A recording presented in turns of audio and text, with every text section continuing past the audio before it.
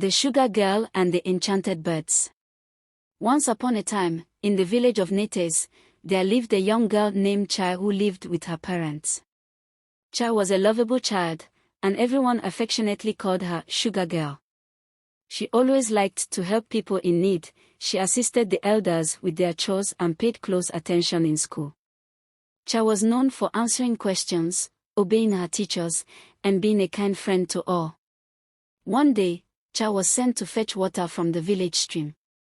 On her way, she saw a bird with feathers of many bright colors. It was so beautiful that Chai couldn't resist trying to catch it. However, as she reached out, the bird flew a short distance, only to stop again. Chai, mesmerized by its beauty, followed the bird deeper and deeper into the forest. The bird continued to lead her further away, and soon Chai realized she had lost her way. As night began to fall, she became frightened and started to cry. Back at home, Chai's parents were frantic. Their daughter had been gone all day, and they feared for her safety. They alerted the village guards and gathered a few villagers to search for Chai near the stream. Despite their efforts, they couldn't find her. As darkness settled, they had to pause their search, promising to continue the next day. Chai's mother wept through the night, unable to stop her tears. Meanwhile, Chai wandered deeper into the forest and spotted a small hut with dark smoke rising from its chimney. She approached it cautiously and saw colorful birds circling around the hut. Inside, Chai saw an old witch stirring a pot of black porridge, with strange bones floating in it. The witch had a toothless grin, and when she saw Chai, she reached out with long, bony fingers and grabbed her. The witch tied Chai's hands and legs tightly. Chai pleaded with her to let her go, but the witch ignored her cries. She offered Chai some of the black porridge, but Chai refused to eat and continued to cry.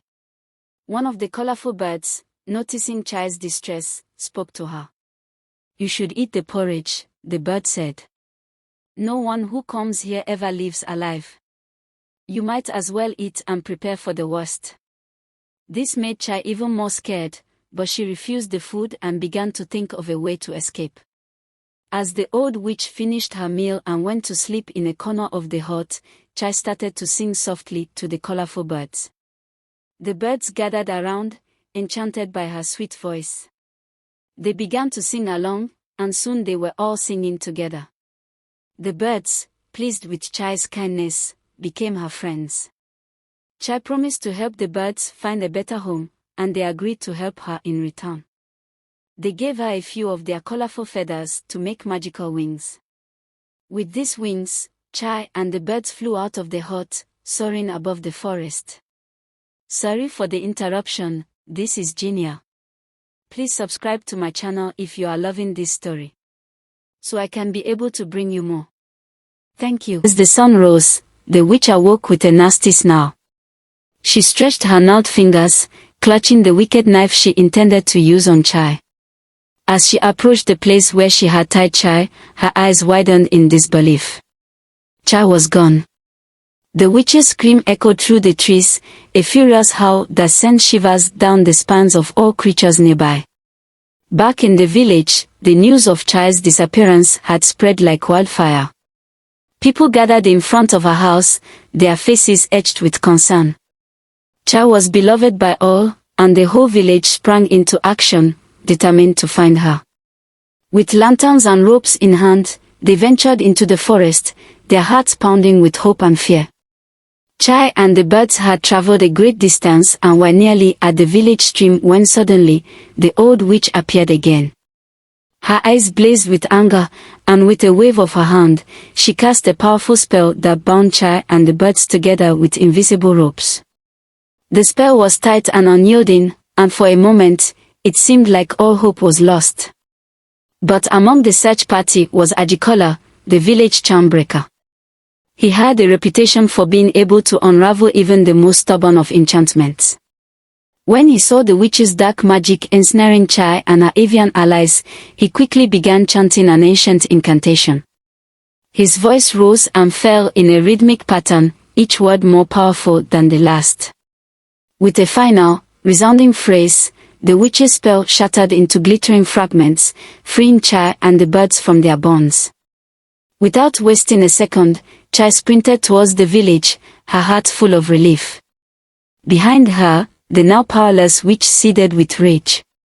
Desperate and defeated, she unleashed her last burst of dark magic, transforming herself into a fearsome giant beast.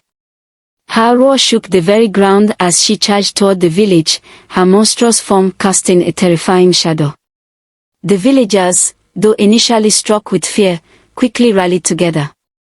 Ajikola, still ready for action, used his charms to freeze the giant beast in place, holding it firmly so it could not move. Okolo, the village warrior, stepped forward with his sharp cutlass gleaming in the sunlight. With a determined strike, he severed the beast's head, and the monstrous form crumbled to the ground, leaving only the witch's lifeless body behind. The villagers cheered as they watched the giant beast fall. They sang songs of victory and relief, their hearts swelling with joy as they realized that Chai was safe and sound. The village was alive with celebration, and their spirits soared high. Curious and determined to prevent any future evil, a group of villagers ventured to the witch's hut. There, they discovered a dark and eerie interior filled with the unsettling remains of those who had fallen victim to the witch's wicked ways. Among the bones, they found grim evidence of how close Chai had come to meeting a grim fate herself. Shaken but resolute, the villagers destroyed the hut, ensuring no more harm could come from it. Chai, filled with gratitude, thanked the birds and the villagers who had risked so much to save her. Egbe, the village's strongest warrior, lifted Chai onto his shoulder as they made their way back home. The village erupted into joyous chants and songs, celebrating the return of their beloved sugar girl. As they approached the village, Chai's mother rushed out with tears of joy streaming down her face. She enveloped Chai in a warm, loving hug, and the two shared a heartfelt reunion. The village celebrated with a feast, and everyone rejoiced at the return of their favorite girl. True to her promise, Chai built a beautiful, colorful hut near the village stream for the birds. They lived there happily, their vibrant plumage a source of delight for the villagers. The birds and Chai's family became inseparable, their days filled with laughter and joy. And so, Chai learned valuable lessons about responsibility and the importance of keeping promises.